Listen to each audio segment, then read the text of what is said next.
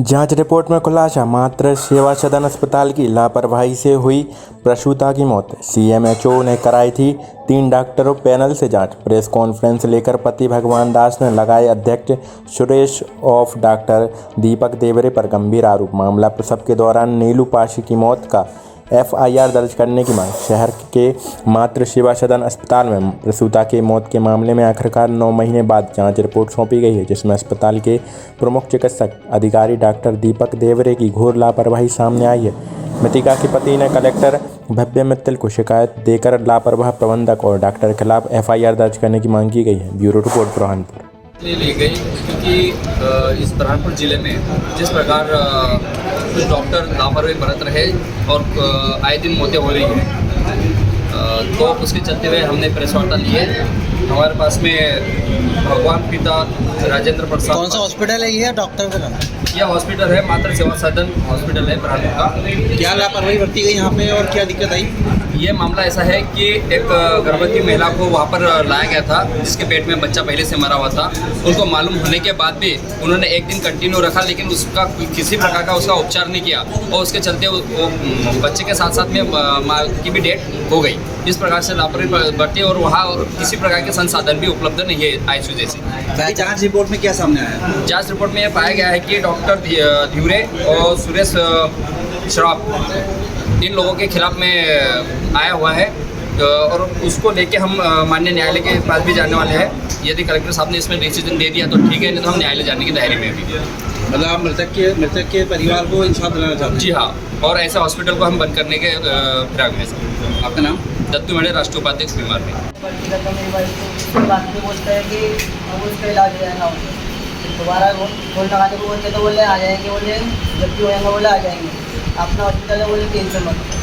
जब से सुबह से लेकर तो शाम तक के, शाम से लेकर तो सुबह तक के बोले ऐसे बोलते रहे, बोले आ जाएंगे, अभी तक क्या आएंगे। इसका मतलब मेरी वाइफ की शांत होने के बावजूद तो अभी तक क्या आएंगे, तो 2 दिन हो गए तो बात करना। हमको पता भी चल गया कि 2 दिन हो गए, बच्चा शांत हो गया, इसके बाद भी वो आएंगे। मैं हमें कहा कि वैसे भी कुछ करना है ना, कुछ पोस्टमार्टम करना है या कुछ कहा ही नहीं। आप क्या कार्रवाई चाहते हो? जी, मैं तो चाहता हूँ कि कार्रवाई और हॉस्पिटल बंद हो। काफ़ी शिकायत की आपने उसको डॉक्टर की? हमने किया कलेक्टर ऑफिस में और पुलिस अधीक्षक में और अपने सीएमएचओ में। ठीक है, भैया कराना चाहते हैं? उनका लाइसेंस डॉक्टर के खिलाफ कार्रवाई होनी चाहती है कि हॉस्पिटल के खिलाफ? दोनों के खिलाफ। एक बात बताओ, आप चाह रहे हो कि हॉस्पिटल का लाइसेंस रद्द हो। अपन मानते इस केस में लापरवाही हो गई होगी डॉक्टर से, तो बाकी जो और लोगों को इलाज मिलता है उनको भी इलाज ना मिले, आप ये चाहते हो कि अस्पताल बंद हो जाए? मेरे साथ हुआ वो दूसरे के साथ हुआ। सैकड़ों लोगों की जान भी तो बचती है अस्पताल में। नहीं बचती, वहाँ मेरा सैकड़ों की संख्या मरते हैं क्या लोग? सैकड़ों की संख्या में नहीं मरते ना। अरे भाई, ये हजारों केस आते हैं अस्पताल के अंदर। यहाँ पे प्रसव हुआ था, प्रसव के दौरान उसकी डेथ हो गई थी। उसमें आरोप लगाया है कि अस्पताल प्रबंधन की लापरवाही। क्या कहना है इसमें? देखिए, जैसा कि आप बता रहे हैं कि एक पारसी फैमिली जिसकी डिलीवरी हमारे मातृ सेवा सदन अस्पताल में हुई थी, तो अस्पताल की तो कभी मिस्टेक होती नहीं है। वो अपना 100% ही देता है हमेशा पेशेंट की डिलीवरी कराने में या उसे ठीक करने में। क्योंकि आपके पास कंप्लेंट आई है, तो ऐसी कंप्लेंट पहले हमारे पास भी आई थी, जो कि सीएमएचओ में इसकी जांच ऑलरेडी चल रही है। तो आप लोग से निवेदन मेरा ये रहेगा कि अगर आप कुछ जानना चाह रहे हैं तो आप सीएमएचओ से ही पता लगा सकते हैं।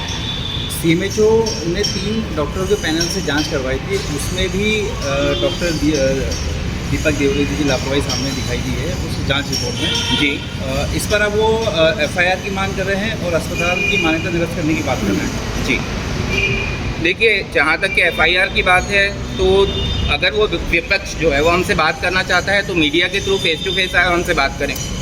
चूँकि हम गलत नहीं हैं और अस्पताल में कुछ गलत नहीं किया गया है, तो हम बराबर उनको फेस कर सकते हैं, या हमारे अंदर उतनी हिम्मत है कि हम उसको फेस करें। आपका हॉस्पिटल कितने बेड का है? हमारा हॉस्पिटल 30 बेडेड है। सर, यहाँ पे आईसीयू की व्यवस्था है? जी नहीं, आईसीयू नहीं। कितने डॉक्टर पोस्टेड है आपके? टोटल हमारे यहाँ अभी आरएमओ अगर आप देखते हैं तो 3 आरएमओ हैं और 1 सर्जन है। टोटल 4 डॉक्टर्स अवेलेबल हैं। आरएमओ की क्वालिफिकेशन क्या है? सॉरी और आरएमओ जो है आपके टीम, जी, उनकी क्वालिफिकेशन क्या है? वो लोग MBBS है।